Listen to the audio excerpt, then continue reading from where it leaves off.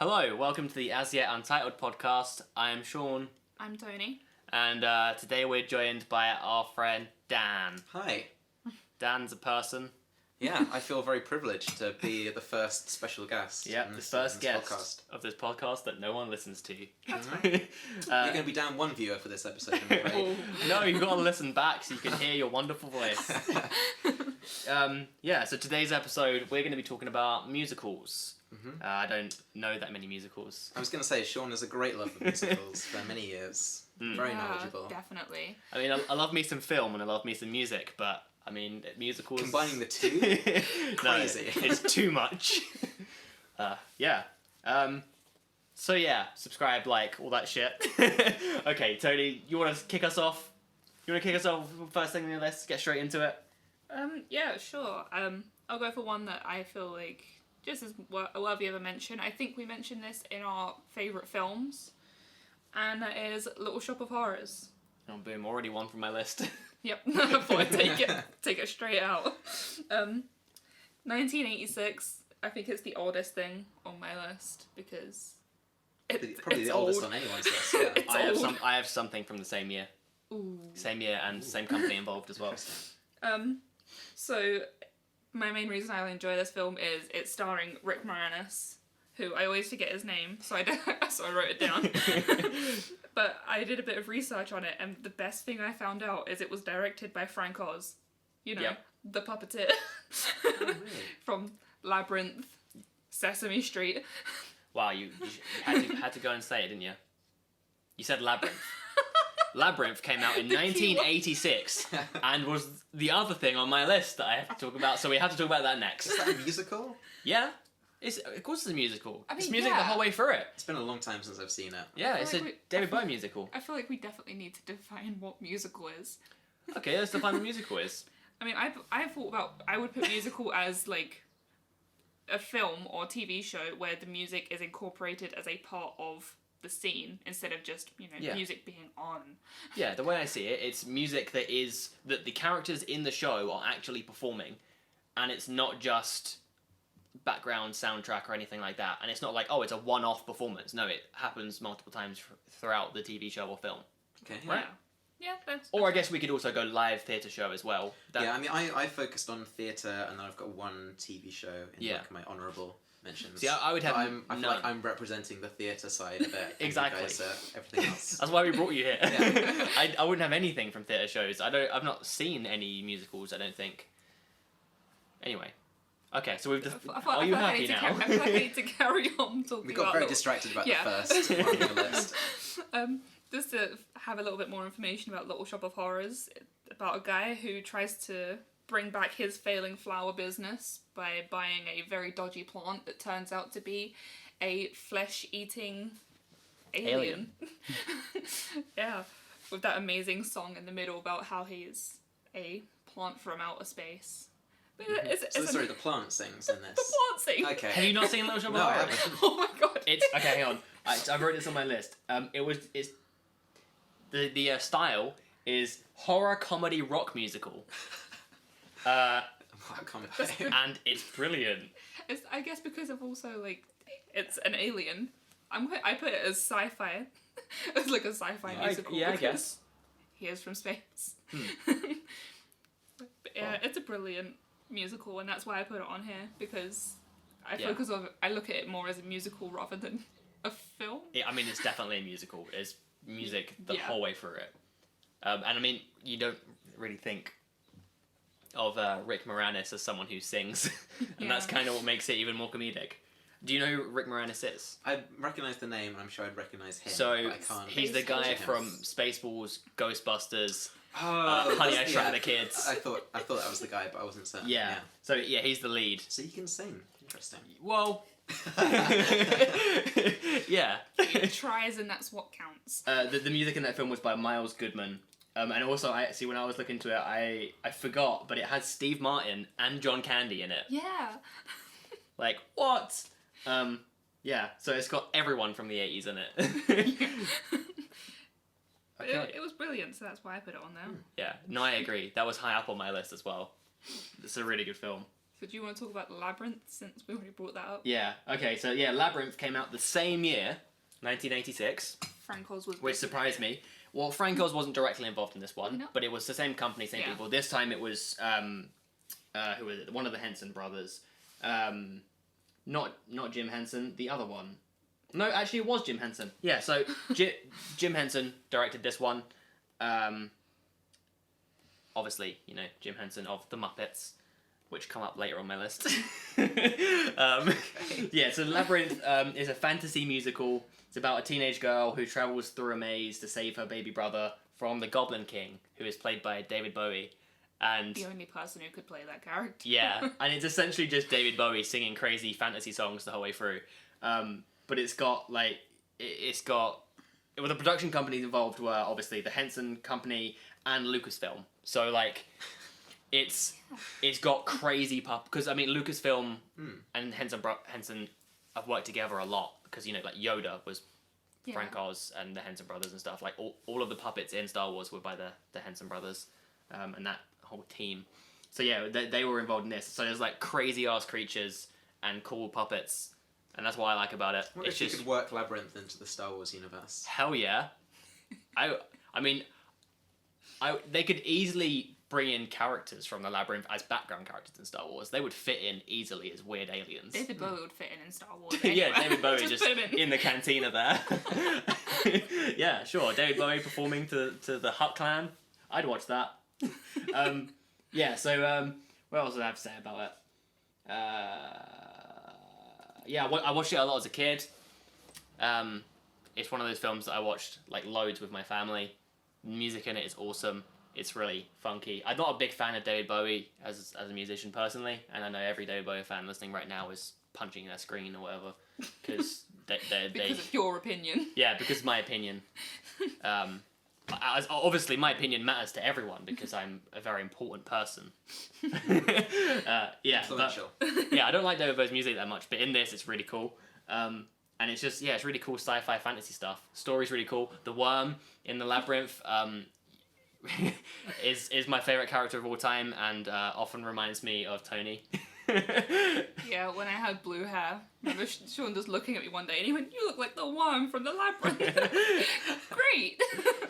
Yeah. So, that's fun. Just got something to say about Labyrinth. The song Magic Dance sometimes just pops into my head and I can't get it out of my head for like 3 days straight. So I'm just going around just like, magic dance, dance, magic dance. So it's fun. Yeah, it's great. But yeah. Okay, so they're the 1986. They're the two oldest ones we've got on here, unless you've got some theatre ones that are older. No, I mean, well, sort of. In the vein of puppets, I've got a puppet musical in here. I have more puppets coming, don't worry. I've got Avenue Q. Oh, wow. Which is kind of like a Sesame Street Muppets parody. Mm-hmm. It's from 2003. And yeah, I discovered this one quite late. I don't really know why. I think a lot of people, it's kind of because it was quite an early comedy musical. A lot of people just kind of haven't really heard of it, but it was kind of like one of the first musicals that really just made fun of the whole musical genre. I mean, comedy musicals is essentially my entire list. Comedy musical with puppets, basically. That's also like, a big part of my list. There are like 3 human characters, and one of them is Gary Coleman, who is played by a woman. Yes. Wait, so it's not Gary Coleman, it's... No, it's someone playing Gary Coleman, who is the superintendent of this apartment building, who is completely broke because his family stole all his money. Okay. And so now he works as a superintendent. It's basically about this guy who leaves university with a BA in English and realises that means fuck all. Just like my degree. Yeah, and so he moves into like the cheapest apartment block he can find, which is on Avenue Q, and makes some weird friends, and yeah, it was quite successful at the time. It won like 3 Tonys. Yeah, I've heard of it. I've seen a lot of things about it, but I've never seen it. Yeah, it holds up pretty well. It's stupid, but it's funny. Like there's songs about porn on the internet, and does a song called "Everyone's a Little Bit Racist," which is another classic. Okay. But yeah, I've sort of got back into it recently and realised that it's really good. And then it went on to inspire Trey Parker and Matt Stone. Oh, I hate you. So it inspired... You mean the South Park movie? The South Park... well, no. South Park, bigger, longer, and uncut. They created South Park and Team America, and they watched Avenue Q and thought, we can write a musical. Yeah. And so they made the Book of Mormon. Oh. Well, they also already had a musical, which was a South Park musical, bigger, longer, and uncut. They made another musical, I think, called, like, Cannibal the Musical or something. But, yeah, Book of Mormon is, like, their big one that they're now famous for. Well, I have the South Park one on my list. So... Well, yeah, talk about it. God damn it. I don't know anything about the South Park one. Okay, so let me scroll to my notes. Because I wasn't going to talk about that. I was going to go on the same thing of puppets, but as you've now brought up this, okay. So yeah, South Park, bigger, longer, and uncut. Came out in 1999. I watched it loads with my mate Aaron when I was younger. Shout out to Aaron. Hopefully you're listening. Probably not. No one listens. Now you mention him, he has to listen. Exactly, yeah. You have to listen now, Aaron.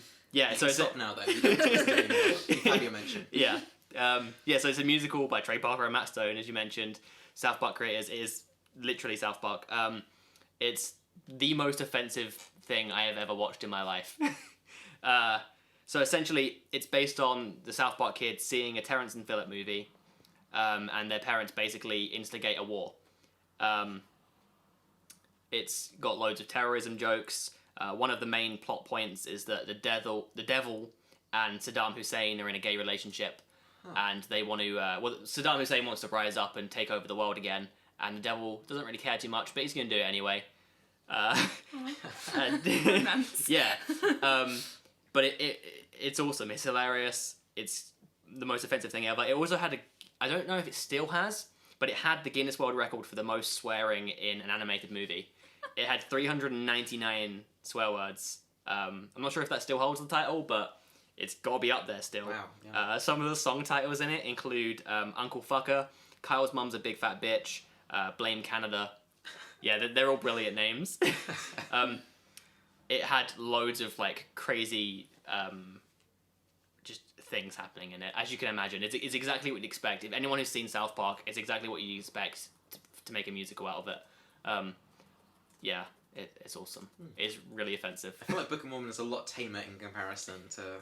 It's a lot more mainstream than... Yeah. Well, South Park's entire purpose is just to upset people.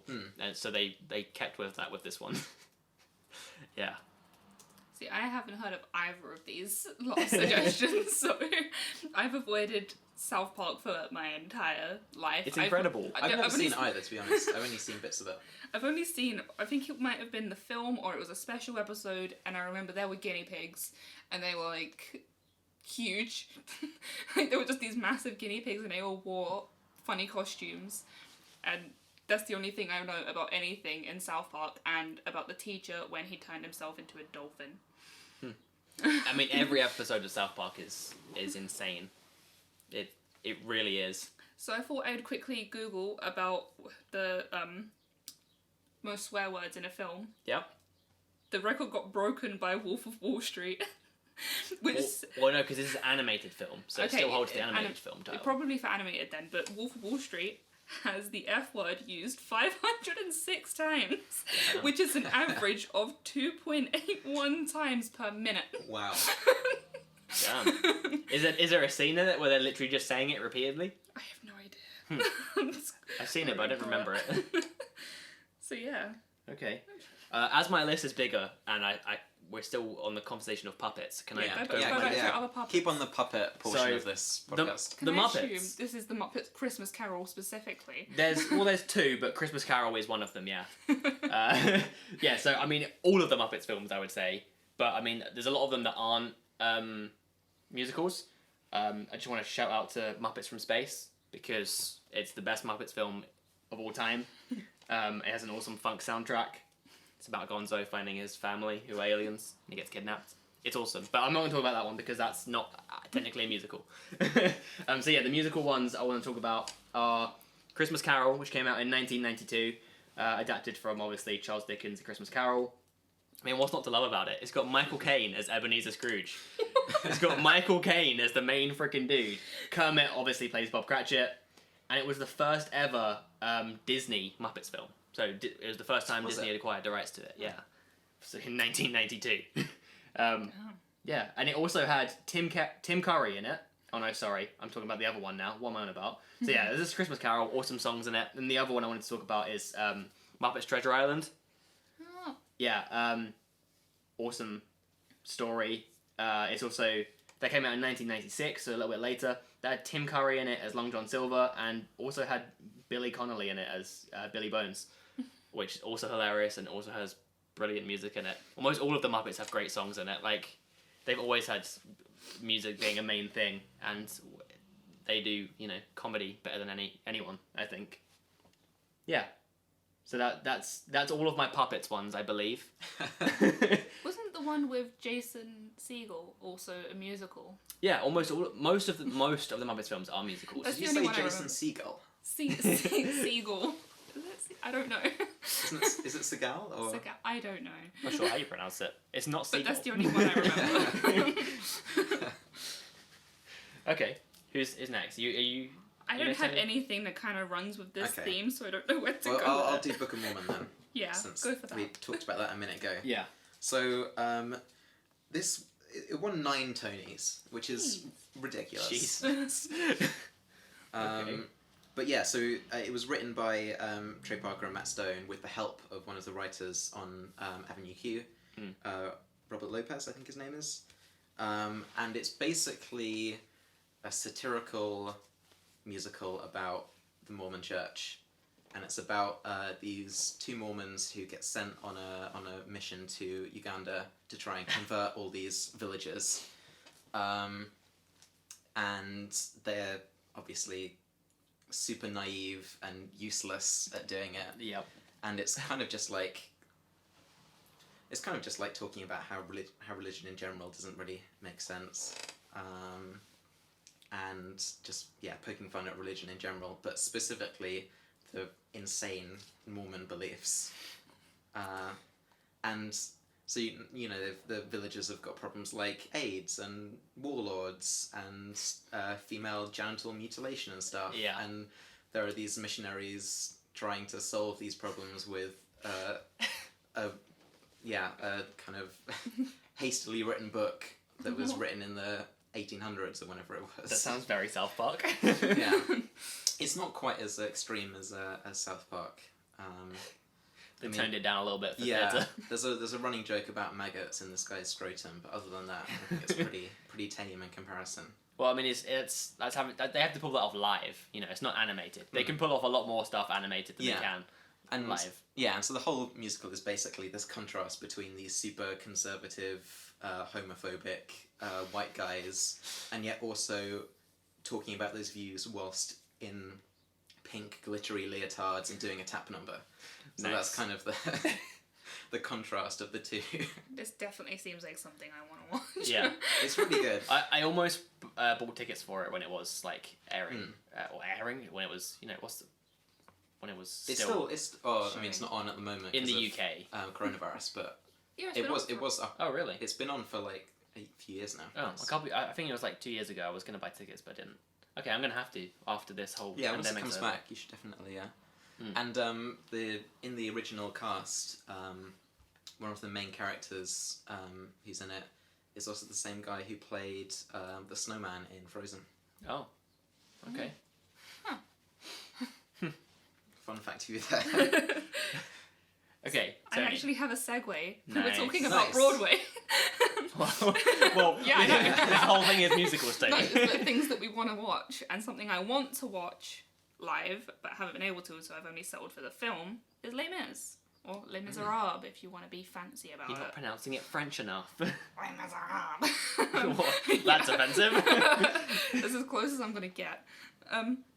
I really enjoyed the film. It was really long. That's the only problem I have with it, but in comparison to the book, I think they got it as short as they could, because I know someone who's tried to read the book, and Victor Hugo does not know how to write a book, when it's like, oh, here is 3 lines of dialogue, and now 12 pages of the French sewage system.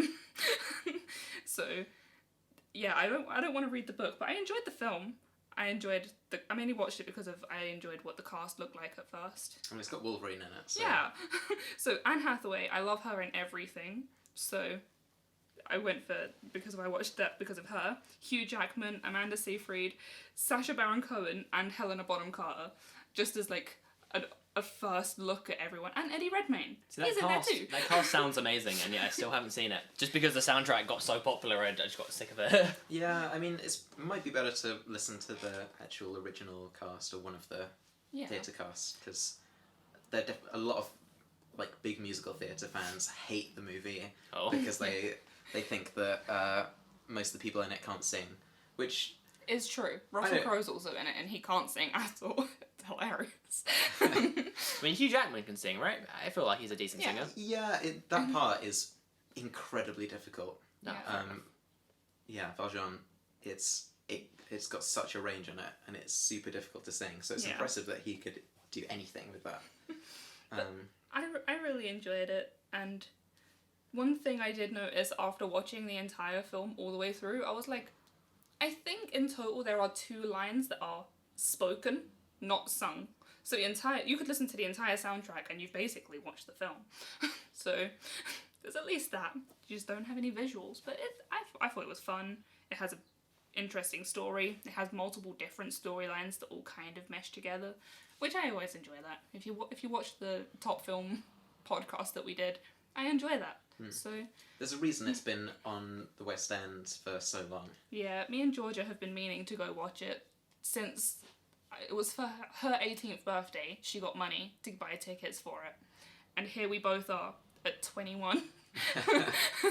Both still saying, we're going to go watch Les Mis in the theatre one day. And we still haven't. But we'll get there one day. Maybe. So you shouted out Georgia and you didn't even say shout out. Ah, disgraceful. Shout out to Georgia. Now there's 2 people that have to watch this. Oh no. You can just write shout out in the video. Yeah. But yeah, so that's Les Mis. Okay. I just realised I actually have one on my list that's older than any of the ones we've mentioned so far. Oh no.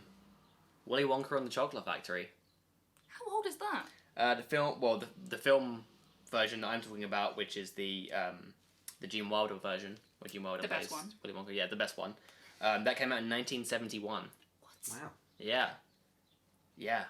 At least that's what I googled and that's what I found. That seems surreal. Yeah, it does. That seems insane, right? Immediately. Am I wrong? Can you? No, it is. I'm just googling it, and that is 1971. That's insane. Holds up really well for from the 70s. It's a really good film. It's got great music in it. Obviously, silly and stupid, based on the Roald Dahl story. Yeah, it's really good. It's better than the newer version, I think. You know the Johnny Depp version. Yeah, the Johnny Depp version. I mean, the Johnny Depp version has some good bits to it. It's just, I don't know. I mean, it introduces his dentist father, doesn't it? I mean, that's... Yeah. Isn't that Sir Christopher Lee who plays his dentist father in... Maybe. Oh my god. I don't know why. I've got this that is in why my I head. have my laptop open. Maybe I just see Sir Christopher Lee as the ultimate villain and everything. So that's who I am picturing. There are very few movies where the villain is a dentist. It is. Yeah. Yeah. Sir Christopher Lee. Dr. Wonka. What a name. Well, it's his dad. Eh? I know, but it's just Dr. Wonka. I always assumed that Wonka was like a name that he'd taken, not just inherited. Yeah. Good point. Yeah, that's all I have to say on that. I've got too many on my list. Willy Wonka. Willy Wonka's good. It's good. Watch it. Do you have anything, Dan? Well, if we're looking at old stuff, there's my favourite musical, which is Heathers, which came out in 2010. I want to watch But that. it's based on a movie that came out in 1989. So a musical based on a movie. Yes. Okay. And it's great. The movie went on to inspire Mean Girls, so it shares a lot of plot similarities. Yeah, I'm trying to think of how to describe the plot. I mean, some spoilers for the first half of it probably, but essentially it's kind of the plot of Mean Girls, where there's a kind of nerdy girl with just like one friend, and she gets adopted into the group of the 3 popular girls who are all called Heather. And she becomes one of them and sort of moves away from her friend, and then she gets a new boyfriend who's this psychopath, basically. And then it kind of diverges from Mean Girls because she accidentally murders one of the Heathers. Oh. And I did think that there was murder in it. I was like, I swear I remember hearing something about someone dying in Heathers. And so she forges a suicide note, and then it kind of just snowballs from there, really. And then the boyfriend wants to start killing more horrible people off. Why not?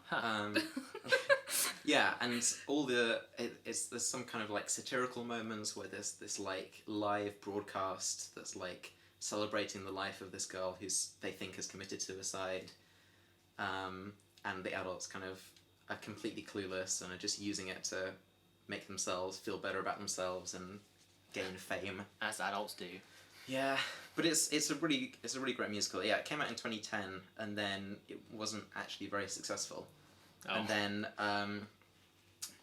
they did a kind of rehearsed reading where they rewrote loads of it and took it to the Other Palace in the West End, which I went to, which was amazing. And then they rewrote it again and put it on as a proper production. And then they rewrote it a little bit more and put it on as a West End production with Carrie Hope Fletcher. And it did really well after that. And it was, it's really funny. There's some great songs. Is it still going?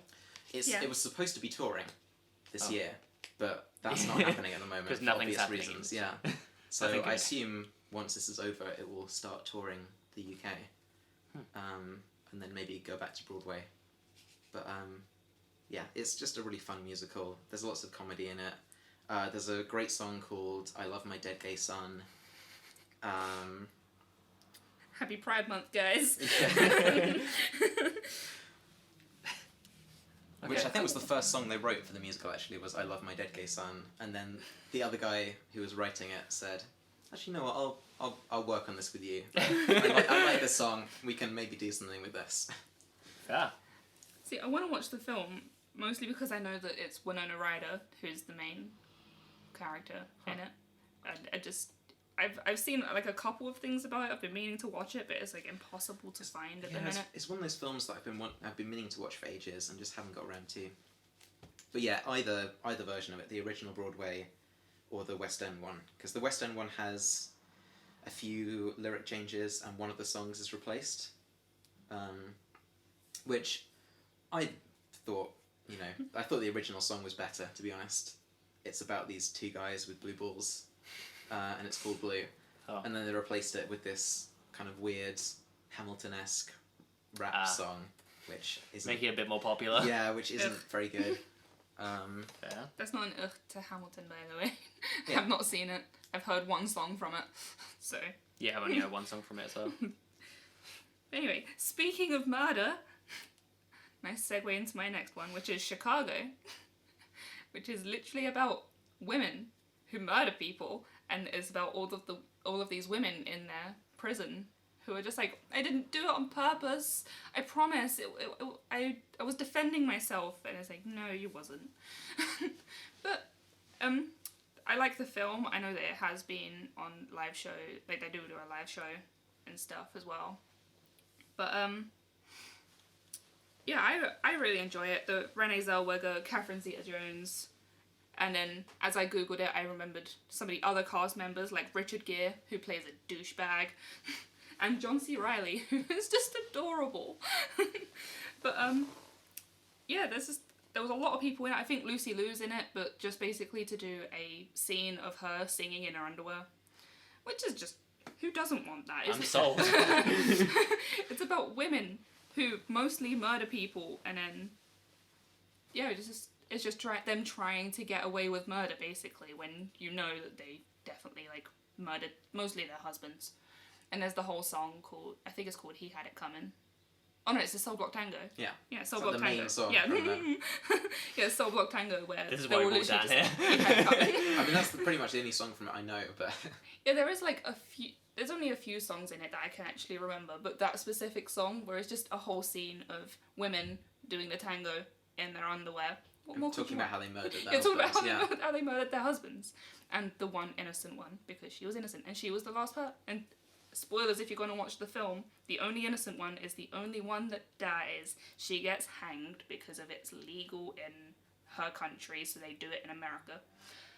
So yeah, but Chicago, it's fun, it's quirky, and also about murder. What could you want?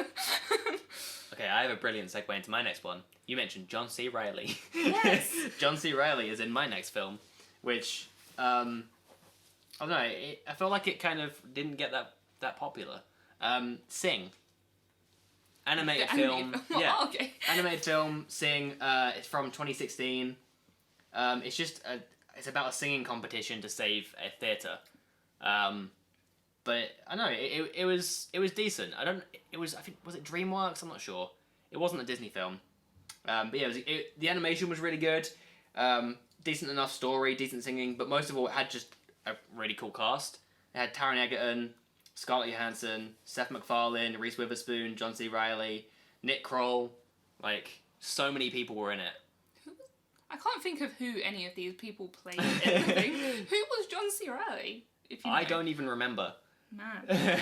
But yeah, there's just loads of characters, and it's just a lot of like comedic conversations. I think it got outshone in like theaters at the time by Zootopia, because somehow they both came out at like very similar times. I haven't seen Zootopia, but it wasn't as good as Sing. It's not a musical, so yeah, we can ignore it. Yeah, I thought it was a good animated film. I like animated films more than normal films because I like animation more than real people. And they tend to have cooler cast on animated films for the most part. yeah, it's cheaper to get A-list celebrities' voices than their actual faces. Yeah. It's got Matthew McConaughey in it. Yeah. See what I mean? The cast just keeps on growing. There's so many like awesome people in it. Yeah, I can't. It says Eddie. I don't even remember who Eddie was in the film. Eddie's the main person, right? No. I don't remember. I don't remember much about the film. Not gonna lie, but it was good. I was entertained by it. While you're watching it, it's fun. Yeah. So. Who's next? Go on, Dan. How many have you got left, Dan? I've got two main ones, and then I've got some extra ones if we have time. We would probably have time, I imagine. How many have you got, Tony? Some. Okay. I'll quickly do one more because it's just something I just want to mention. I don't know if it's necessarily a musical. It's probably not. Bohemian Rhapsody. More of a biopic, but the film came out a couple years ago. Obviously about the life of Freddie Mercury, and Queen, but mostly Freddie Mercury. I feel like it focuses on, but it's got an awesome soundtrack because it's obviously just Queen. Yeah. And it was just a really good film. I thought I'd just mention it. Cool. That's good. You can go me a musical now. Well, I know this one is going to lead into other things, so I'll talk about this one. So there's a kind of musical theatre troupe called Star Kid. I've heard of these who guys. were famous for writing a Harry Potter musical, which is like a Harry Potter parody that they did whilst they were in university. And they had alumni such as Darren Criss, who was in Glee, and kind of went on to do other things. And it's a Harry Potter musical is great. It's really funny, pretty low quality, but it's free to watch on YouTube, and it's got some decent songs in it, and yeah, some great comedy. But my favourite Star Kid musical is Twisted, which is an Aladdin parody. And I'm not sure why this one stood out to me more. I feel like most of because the thing about Star Kid is they release all their musicals on YouTube for free, so you can watch all of them, which is really cool of them to do. Do they do live shows as well, or is it just I think on YouTube? They do like you can buy like a digital ticket where you can watch a live performance. Okay. And then like a few months later they release their like video version, which has been like so kind of perfect for the world we're currently living in. Exactly, yeah. It's if you don't want to go to some small theatre in Chicago or wherever they're operating and watch their musical. And yeah, Twisted. Most of the musicals aren't amazing. I've got to be honest. the quality isn't great of some of their work, and I don't like a lot of their songs. But Twisted was really good. it's a parody of Aladdin, so it kind of goes back to their Harry Potter parody roots. But it's from the perspective of Jafar. Where Jafar is like this really nice, like actually really really decent guy, and Aladdin is this kind of psychopathic, womanizing thief who ends up murdering people because they're trying to chase after him and fall into vats of shit and stuff like that. I could get behind this. So it's got some really funny moments in it. It's got some great songs. The main antagonist in it is the prince. Is it in the beginning that the princess kind of rejects and sets her tiger on him, and so he becomes the main antagonist in it. And yeah, it's a really fun musical, and it's actually really high quality compared to a lot of their stuff. And I feel like I have to mention, for the Harry Potter musical, the best song in that is the duet between Voldemort and Quirrell. Which is incredible. But yeah, I'm a big fan of Twisted, and I feel like it's the best thing that Star could have done. And it's free to watch on YouTube, so it's so easy to watch it all. Okay. Well, on the lines of Disney, you were right. This is a good segue. It's got Disney. It's got Glee. It's got everything. Yeah.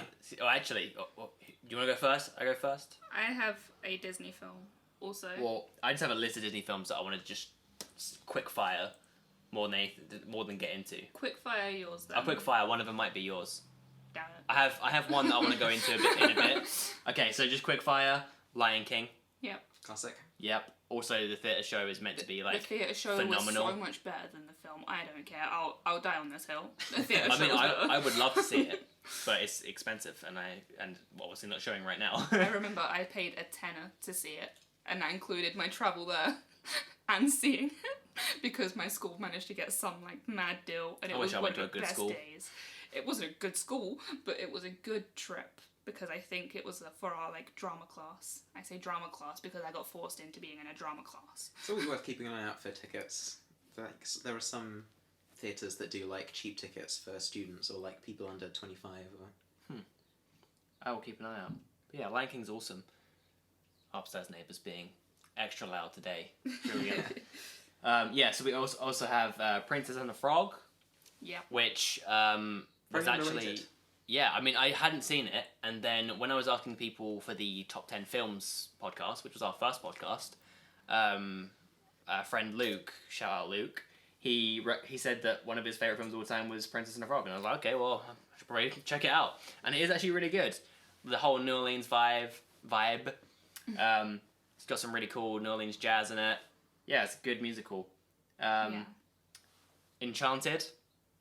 Oh man, I haven't seen that in so long. It's just taking the piss out of Disney princess stuff, and it's hilarious. It's got who's the main person? What's her name? I can only think of Lois Lane at the minute. She does play Lois Lane at some point. Yeah, she does play. She's Lois Lane in the most recent What's DC her universe. name? Google it. Quick. Why doesn't it come up straight away? Let's see. Amy Adams. Amy Adams. She is adorable and hilarious. Yeah, it's brilliant. It's really funny. Most of the things on my list are just funny. Okay, then we have El Dorado.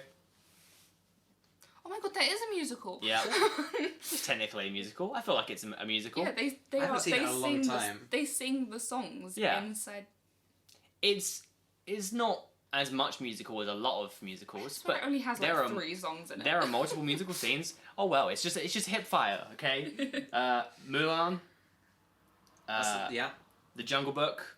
Yeah. Cannot go wrong with Jungle Book, man. Jungle Book is awesome. Like, Baloo is my man. Winnie the Pooh and the Tigger movie. I really didn't think you were going to go for that one, but yeah. I'm going there. The Tigger movie I had on VHS. I watched it loads as a kid. It's the saddest film you'll ever watch. Seriously, if you watch it today and you don't tear up, then you are not a human being. No, it's definitely sadder, but I'm not going there. Don't talk. Well, okay, Grave of the Fireflies is sadder, but as far as kids' films go, and most films, it's pretty damn freaking sad. Yeah. But it's a really good film, and it's got awesome music in it too.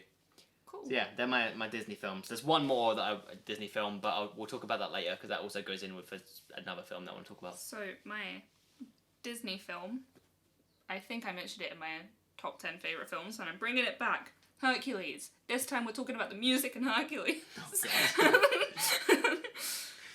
It came out in 1997, but the music in it is basically just gospel music, other than the one like ballad toward the end, sung by Meg, which is also a brilliant song. And one thing I feel like, just if you need to be sold on watching Hercules, Danny DeVito singing. What more could you want? Danny DeVito as a cartoon character that is half, I can't even think, like half goat. I didn't realise it was Danny DeVito. Yeah, it's Danny DeVito. How did you not know that was Danny DeVito? It just didn't click in my brain. And yeah, I absolutely love this film. The music in it is incredible. And it also, like, the music it makes for the perfect segues between, like, parts of the film. So it's like, well, Hercules is a scrawny little man, and then there's the song, and then suddenly here's this buff dude who's basically a god, although at that point he's only a demigod. But, yeah. It's a brilliant film, and music just is great, so that's why I put it on my thing. And just another thing, you mentioned Princess and the Frog. I have a film on here with the person who voices Tiana. Tiana? Yeah. Which is Dreamgirls. I'm going to bring that up as well.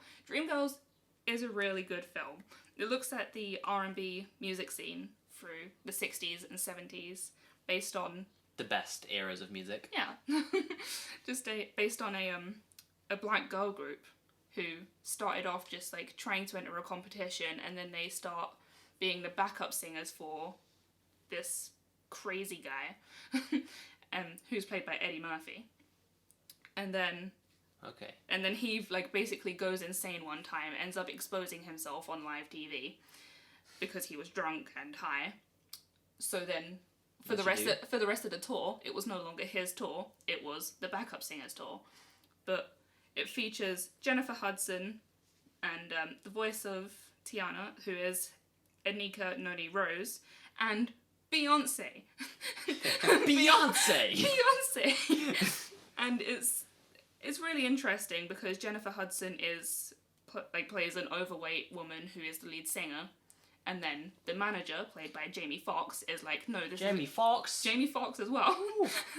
He's like, this isn't good for our image to have an overweight person, and now we're going to have Beyonce be the lead singer, and then Jennifer Hudson gets pushed to the back, and then loads of things go on. Eventually Jennifer Hudson gets kicked out of the group. Okay, hang on. Just to pause you there. Yes. From a music manager's or producer's standpoint, even if it's not to do with her weight, choosing Beyonce over Jennifer Hudson's a smart move. Because Beyonce is one of like the best-selling musicians of all time. Yeah. But for the time, Jennifer Hudson was better for that style of music. And the character she was playing. He wanted to appeal to the white audience because they were a black group trying to get into the white audience. But yeah, it was adapted from a Broadway musical into a film, and I've only seen the film. But because, well, I can't afford to go to Broadway. All the musical theatre lovers out there are just like, God damn it, guys, stop talking about films. I don't care. I'm trying. The film version of Les Mis? Are you serious? But yeah, Dreamgirls is really good, and the music in it is really good. I feel like you would enjoy this, Sean. So that's why I thought I'd put it out there, because I forgot that I enjoyed it as much as I did. But when I was looking through, I was like, damn, this is a good film. So yeah. Speaking of damn, Dan, what's your next one? I knew that was where you're going with that. Damn, Daniel. I've got Dear Evan Hansen, which Never heard of it. It kind of followed on from Hamilton fame. It's absolutely nothing like Hamilton in any way whatsoever, but I think it was released it was 2015, which I can't remember when Hamilton was released, but it was kind of just after Hamilton was really famous. And then it moved to the West End last year where I saw it. And it's got, in the original Broadway cast, it's got Ben Platt in it, of Pitch Perfect fame. Oh, that guy.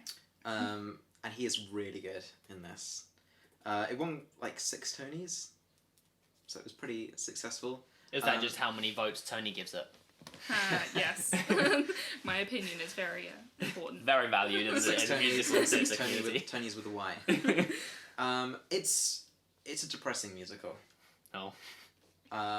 It's not one to listen to when you're feeling down, unless you want to listen to this guy's terrible life and make yourself feel better about yourself. But it's basically about this guy with no friends who... and he knows this guy vaguely who commits suicide, and due to several circumstances, everyone thinks that they were best friends, and he starts trying to maintain this lie, and it kind of snowballs out of control. And yeah, it's a very emotional. There's plenty of moments of comedy, but there's only like one upbeat song in the entire musical. Oh. The exact opposite of everything else we've mentioned so far. Which I kind of It's like. necessary. It's a nice change of pace to a lot of musicals. It's not a musical where you're going to get a massive tap number or anything like that. It's very kind of emotional, and that's one of the reasons Ben Platt's voice suits it so well. And I think it was actually written around his voice. Oh, cute. It's very high pitched. But yeah, it's kind of about this guy's life and him living with depression and anxiety and trying to cope with that and have this massive lie. There are a couple of songs in it which are kind of a bit, kind of like, you shouldn't kill yourself, everyone should be friends with each other kind of thing, which is a bit on the nose, but for the most part it's a really good musical, and I think it's maybe my second favourite. Maybe. Okay. Well, yeah. How many have you got, Tony? Have you got quite a few left? Yeah. Because I only have 2 left now, because I have said so many. So quick. 3 left. So, since we're going dark and moody, a film I know that Dan doesn't like, which is Sweeney Todd. I don't like it either. Sweeney Todd's terrible. I really enjoyed it. What more could you want? It's like a horror mixed with being a musical, but also with really bad singing, and I just enjoyed it. There isn't a single musical number. They just elongate the words throughout the entire thing. Exactly. Hello, I am talking to you, Tony. That's not a song. I want to slit some throats. It's just melodically talking the whole way through it. Yeah, it's great. It's awful. I think it says a lot that the amateur production I saw not too long ago was better than the soundtrack I listened to afterwards. That's fair. But I just really enjoyed it. Maybe it's because I connected with my family through this. How many Tonys would you give this? Oh, 5. But yeah, me and my brother Terry. Shout out to Terry. Now there's 3 people that have to watch it. We only watched 4 this Terrys together. We watched this together. I feel like because everyone told us that it was a horror film, and then it got toward the end of it and was like, so this is a musical. Yeah, you persuaded me to watch it. It was the worst hour got of my towards life. the end of it before realising it was a musical? No, we got to the end of it and was just like, okay, maybe we should have found out that it was a musical first, but then like, just some of the songs, I really enjoy it. Specifically, Pretty Women. I really like that song. That actually is a song. That is a musical That's the number. most song-like thing in there, yeah. I don't like all of the whole plot about Joanna. I know that it's very important. You know, Sweeney Todd's out here trying to kill people so that he can get Joanna back, who is his child, who he lost because he got... I was going to say sent to prison. He got banished from the UK somehow. But I thought he was sent to Australia or something, but like escaped or like... All I know is that he showed up on a boat and was just like, I'm back. And they will not know who I am. I tried blocking it all from my memory. Yeah, it's got Johnny Depp, Helena Bonham Carter, Alan Rickman, Sacha Baron Cohen. So, you know, yet again, Sacha Baron Cohen shows up in a musical where he doesn't really seem like he's needed, but he's there. But I really enjoyed it. And I also remember my uncle one time telling me that he did this as a school play, which was just fun to find out. Yeah, worth it if you want to watch a musical mixed with throat slitting and no real actual music. Yeah. And some monotonous singing. Yeah. If you don't like talking and you don't like singing, but you like somewhere in between, you'll love it. It's very difficult to sing though, apparently. Yeah, I imagine. Because there's no But notes. it's not worth it. is my opinion on it. But Well, I still enjoy it. Oh, I haven't seen the movie, to be fair, so I've only seen the film. who knows? I like Alan Rickman's singing voice in it because it does just sound like he's speaking, but longer. If you can think of that, his voice being any longer than it is. But yeah, Okay. I'm going to bring it back to Disney. nice. Move away from the horror. Yeah, well, I guess it's kind of. Oh. Kind of. Nightmare Before Christmas. Okay. I forget that that's Disney. Yeah, Disney's Nightmare Before Christmas came out in 1993, which is older than I thought. What? Danny Elfman did all the music for it, because Danny Elfman is a god, and he does most of the music for the Tim Burton stuff. He also does the voice of Jack Skellington, along with Chris Sarandon. I'm assuming Chris Sarandon does the talking parts and Danny Elfman does the singing parts. I could be wrong there, I'm not sure. It's iconic, right? Like, the animation is awesome. The songs in it range from really, like, slow, like, ballad kind of things. They got some duets in there. You got some jazzy stuff. It's really cool. It's got a load of different stuff in it. Also, is it a Christmas film or a Halloween film? You get to have that argument every time it gets brought up. It's both. Enjoy it both times. Exactly. Yeah, it's just got amazing story, amazing songs. The characters are awesome. I watch it at least once a year on either Christmas or Halloween. One of those. It's a November film. Yeah, it's a winter film. You watch it as many times as you want. Also, it's my favourite level in the Kingdom Hearts games. So, there's that. Shout out to Kingdom Hearts. Yeah. That might make it into next week's podcast. Possibly. Yeah. Yeah, so that's, Nightmare Before Christmas. Brilliant film. Dan, are you on your last one now? Well, I've done all my main ones, but I've got some honourable mentions I had on the list just in case. Be More Chill is really good. That's definitely worth a listen. It's not the most unique musical. I think it's based on a book, but it's about a guy who only has one friend, as all my musicals on my list seem to be about. Don't know why I would relate to musicals about that, but he basically buys this pill from this shady guy, which inserts a nanocomputer into his brain, and then this computer tells him what to do and how to be cool and how to be popular. Okay. I need one of those. And it's weird, but it's pretty Is it good. a film or a live show? It's a live show. There are two versions of it though. There's like the original Broadway version, which I'm a big fan of, and then they rewrote it in a similar vein to Heather's, but like an even bigger rewrite. And I've only listened to bits of that, and I'm not sure whether I like it or not. But the original Broadway one I really like. It's just quite a fun musical. Like it's not too taxing. Yeah. And it's definitely a theatre kid musical. There's like there's a few songs about being in plays and stuff like that. So it kind of caters that audience quite well, and so it's kind of a cult favourite amongst a lot of musical theatre nerds. Okay. Do you want to shoot us another one? My one TV show, Crazy Ex-Girlfriend, which is written by Rachel Bloom. Is that a musical TV show? It's a musical TV show. Oh my god. And it's another strange one. It's about this girl who's a lawyer in New York and hates her life. And so she meets her ex-boyfriend and decides to move to the town where he lives. In a bit of a psychopath move, hence the Crazy Ex-Girlfriend title. And just she's an insane person basically, and makes loads of stupid decisions.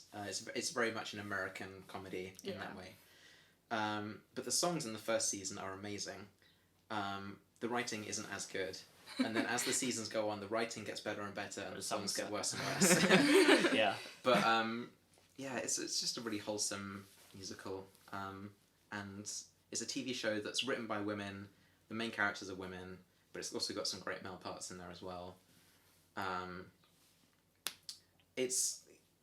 just wanted to put it on the list because I've watched the whole thing, and it's a good one to watch if you want a TV show that's also a musical, because there aren't many of them. Yeah, I can't think of any. And this one is actually fairly decent. But yes, the first season in particular has some great songs. Getting By is a great one, which is about this bisexual guy. Yeah, there are tons of really good ones. But the thing about the show is because there are so many songs, there's like several songs per episode, and so the quality of the songs varies quite a lot. Yeah. So what I've got is a playlist of like several seasons of songs, and there's like it's like a third of all of them put together, because some of them aren't very good and some of them are really good, and a lot of them are parodies of other. So there's a parody of Empty Chairs and Empty Tables from Les Mis. Nice. But it's about this guy who realizes that his wife is using a vibrator. It's called Buzzing from the Bathroom. And it's awesome. So yeah, I thought I'd put that one on there for fun. Nice. I'll go on to my next one. Is this your final one? I'm gonna say yeah, because the other one I don't actually care about as much as I thought I did. I only have one. I only have one left.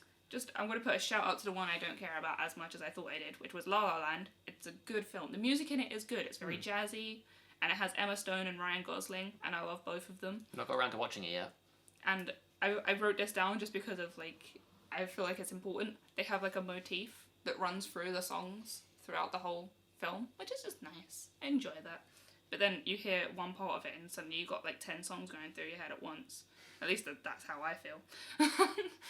But yeah, my last suggestion is Burlesque, which most people would look at it and say this is a very chick flick kind of film, and it is. And you are correct.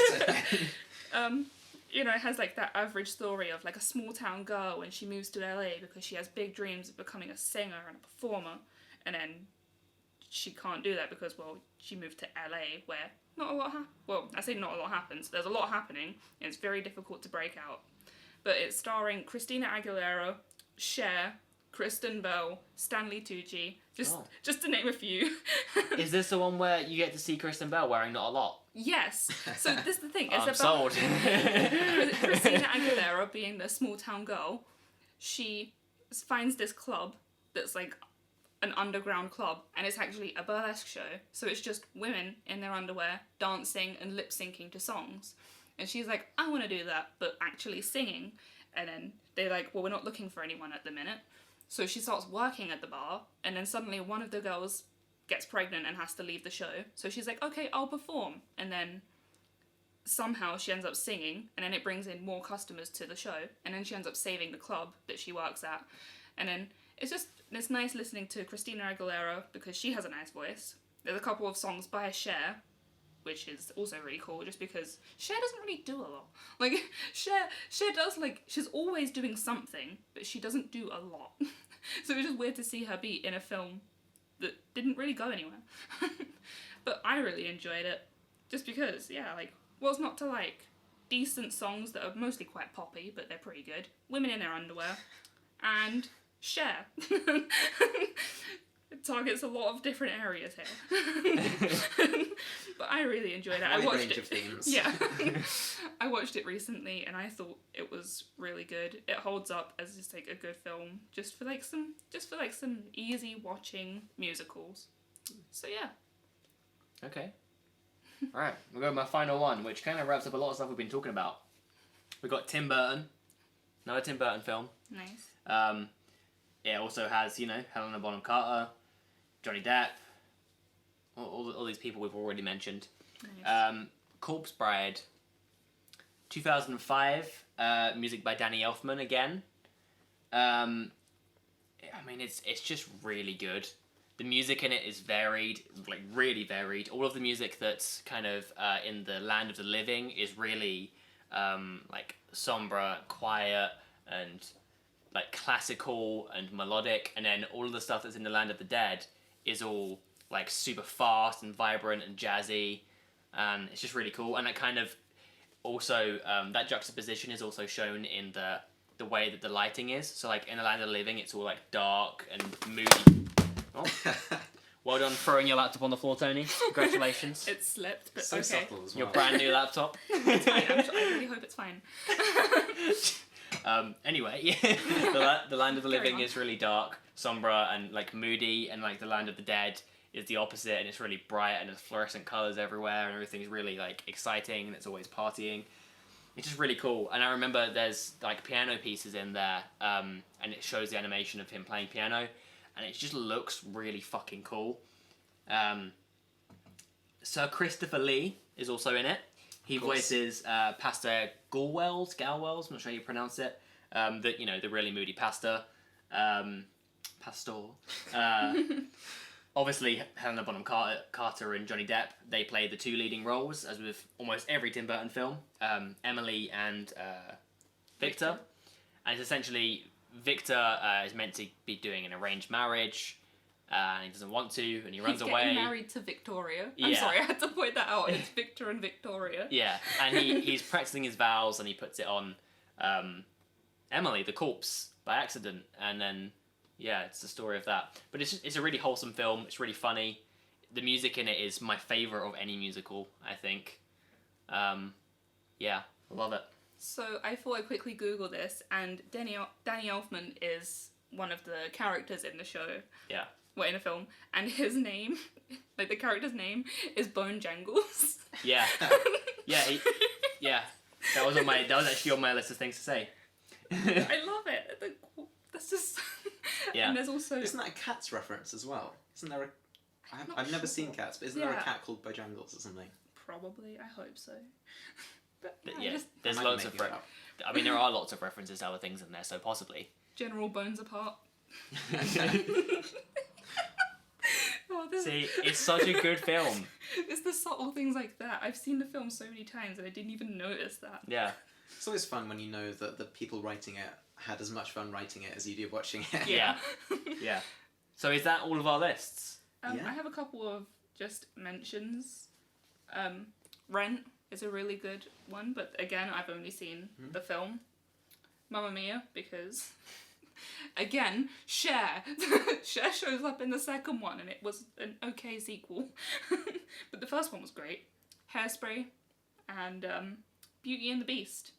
And also, I've got wrote down here, Moulin Rouge, but I mentioned that in my favourite films, so... Yeah, I'm surprised you didn't mention it. Yeah. I guess you already have talked about it Yeah. quite a bit. And Go that, of find me course, has there. Obi-Wan Kenobi in it. So. Yeah. It wins. I just thought of another thing that I have to mention, and that's Phineas and Ferb. That's a musical. I mean, yeah. That's a musical TV show. The film is also a musical, and Phineas and Ferb is awesome. So And if we're getting to that, then The Simpsons also has some amazing musical episodes. that's true. Yeah. So does And I think A The lot of Simpsons is things. what began my love of musicals. Is Really? Is watching this episode and thinking, these are pretty cool. And then having friends who introduce me to actual musicals and going, oh, these are even better. wow. Okay. Do you want to give us a would you rather, Dan? Well, As you are a yeah, I guest. couldn't really find any would you rathers, but I've got a similar vein of one. I just couldn't quite figure out which one to go for.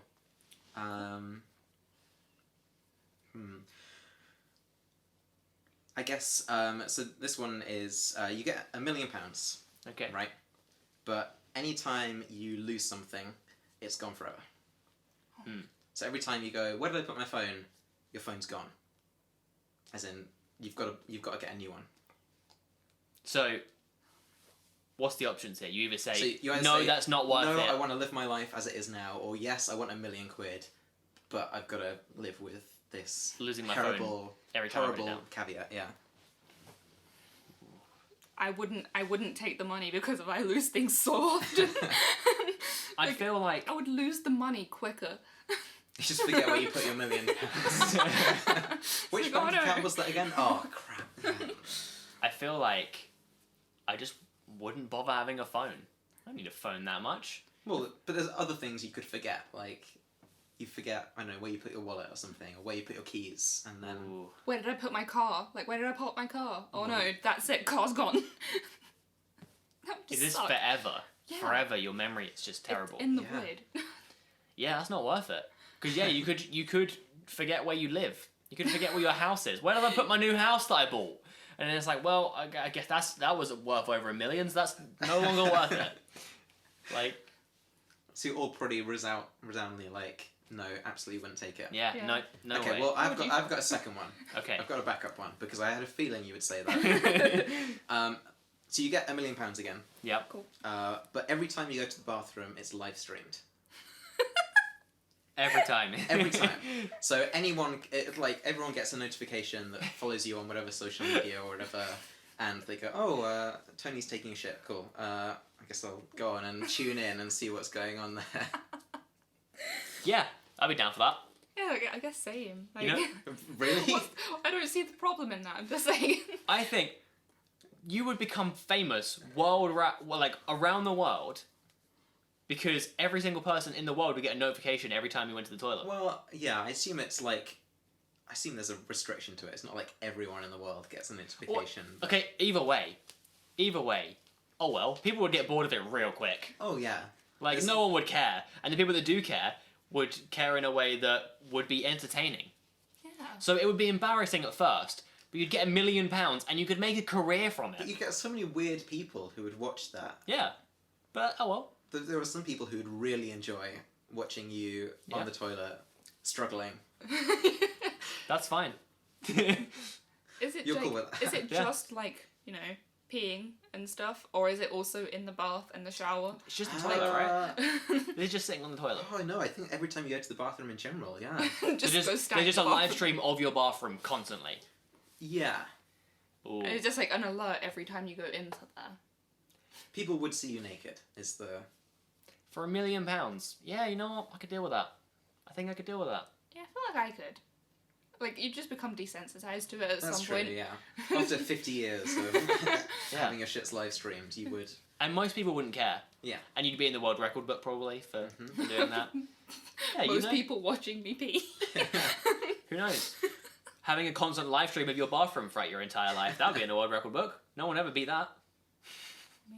You would outlive it. be, remembered forever as the person who live streamed their bathroom habits forever. I'm trying to wonder whether it'd ever be useful as well. Like, if you were kidnapped or something...